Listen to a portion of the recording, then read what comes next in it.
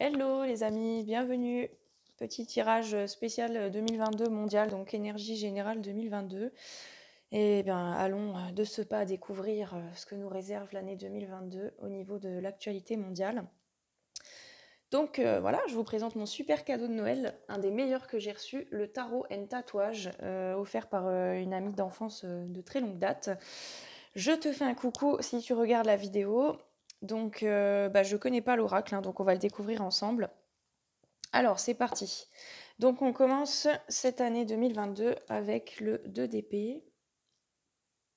Voilà, excusez-moi si j'ai un peu la tremblote, c'est parce que j'ai été au sport et comme je suis un peu une acharnée, une bourrin, j'ai les muscles tétanisés, donc c'est pour ça que j'ai des tremblements des fois. Donc, le 2 d'épée nous dit impasse, conformité, conflit intérieur, duplicité, déloyauté, besoin de répit, trêve, calme, opposé qui s'équilibre.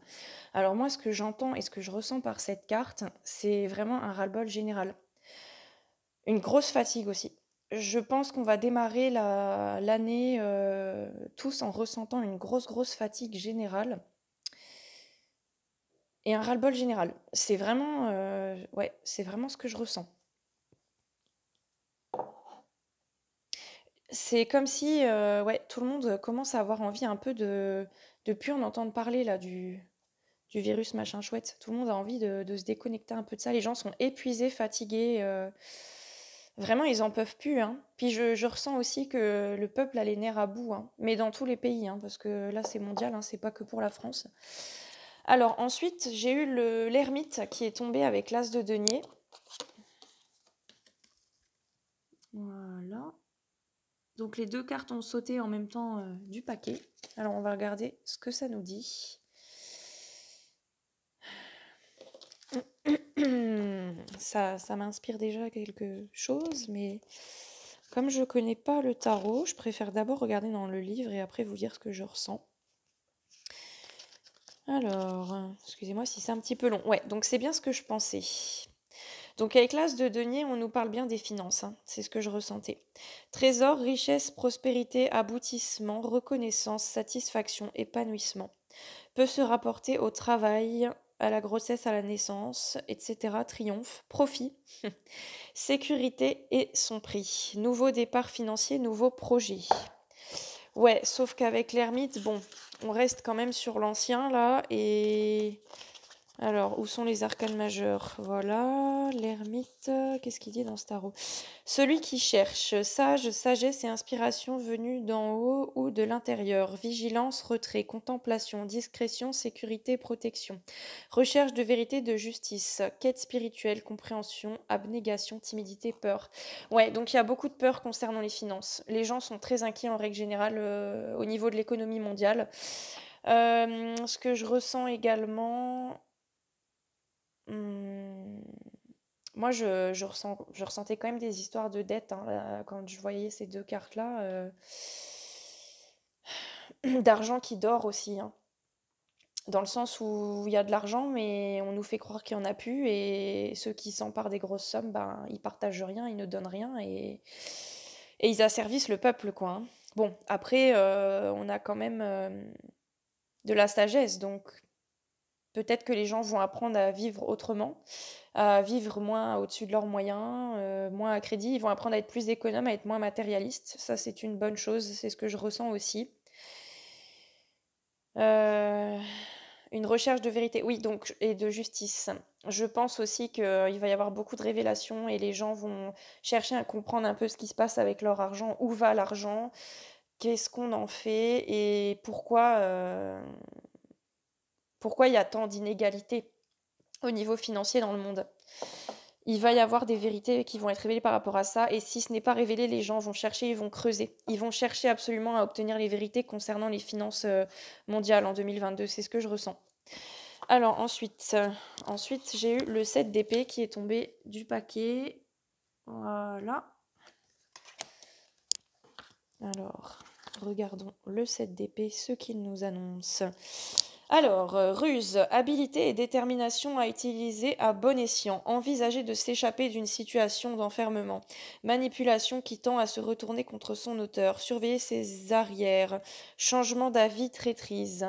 Tiens, c'est curieux ça. Surtout que juste après, on a un cavalier de denier et juste avant, on nous parle des finances. Qu'est-ce que je ressens là-dessus?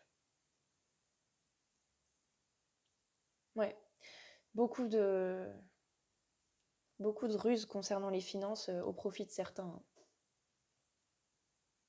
Et on voit qu'ils vont essayer de s'échapper, de prendre la fuite pour conserver leurs acquisitions, hein. Ouais, il y en a qui vont essayer d'aller se planquer, hein. De toute façon, ils ont leur petit bunker et tout, hein, on sait bien, hein. Ils stockent leurs petits lingots d'or et tout, vous inquiétez pas. Ah là là. Alors, le cavalier de denier ensuite. Voilà, le cavalier de denier.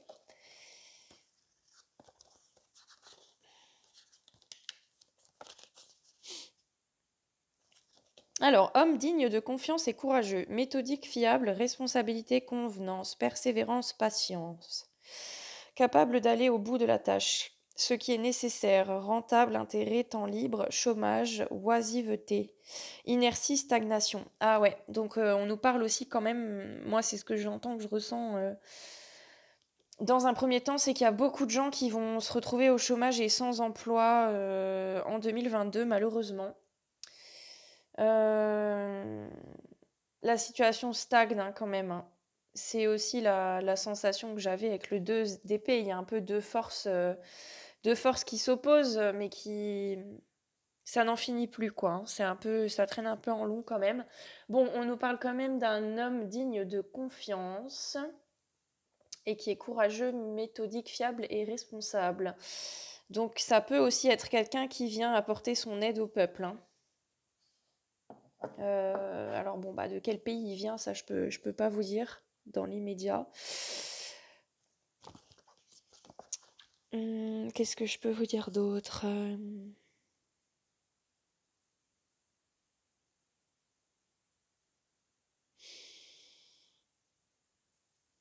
Bon, ouais, quelqu'un qui va quand même, je pense, apporter une aide et consacrer du temps à trouver une solution, peut-être concernant, bah, probablement concernant les finances et le matériel.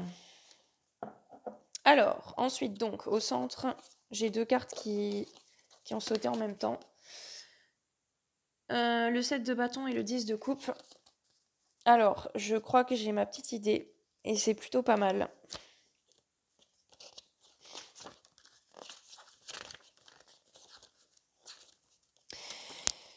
Alors, bon, le 10 de coupe, on le sait, c'est une très bonne carte. Pour moi, ça m'évoque une carte de festivité, de rassemblement, de les gens qui s'entraident, hein. Une forte entraide au niveau du peuple, au niveau du monde, en règle générale. Alors, 10 de coupe, grande joie, plaisir de la vie, famille heureuse, paix, satisfaction, extase, cœur comblé, être aimé et choyé. Abus et violence, 6 cartes renversées. Non, alors je retire ça vu que la carte n'est pas renversée. Donc, le 7 de bâton avec, qu'est-ce que ça nous dit, les deux en même temps?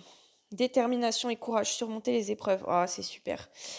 Même contre toute attente, victoire obtenue grâce à une position avantageuse, force de l'intégrité personnelle. Alors ça, c'est super. Et comme je vous disais avant, je sentais ça très positif parce que j'avais vraiment ce ressenti qu'on célébrait une victoire. Et c'est au cœur du tirage. Donc, franchement, ça, c'est une bonne nouvelle. Et après, on a un 10 de denier. Donc, ça nous parle quand même d'abondance matérielle et financière, hein. Alors, je vous montre ce 10 de denier en question. Voilà. Que nous dit le tarot? Richesse, sécurité, prospérité, gain, sommet de la réussite, affaires de famille, prospérité, archives, génération, maison de famille, logement, économie domestique, épargne, pension, perte durable, jeu d'argent. Ah, c'est un peu à double tranchant avec les pertes durables, hein, quand même, hein. Bon, moi, en tout cas, la carte du 10 de denier, je la vois plutôt positive quand même, hein. Donc, je suis étonnée parce que j'étais convaincue qu'il y aurait un effondrement économique en 2022 et ça semble quand même qu'il va y avoir peut-être un retournement de situation. Ensuite, nous avons le valet d'épée. Donc, le valet d'épée peut représenter un homme comme une femme relativement jeune, si je ne me trompe pas. Alors, Valet d'épée, qu'est-ce que ça nous dit? Espion. Ah. Observateur, intelligence, vigilance, examen, indiscrétion, surprise, l'inconnu, l'invisible, l'inattendu. Discrétion, ruse, franc, parfois à ses dépens, mais habile à gérer la polémique.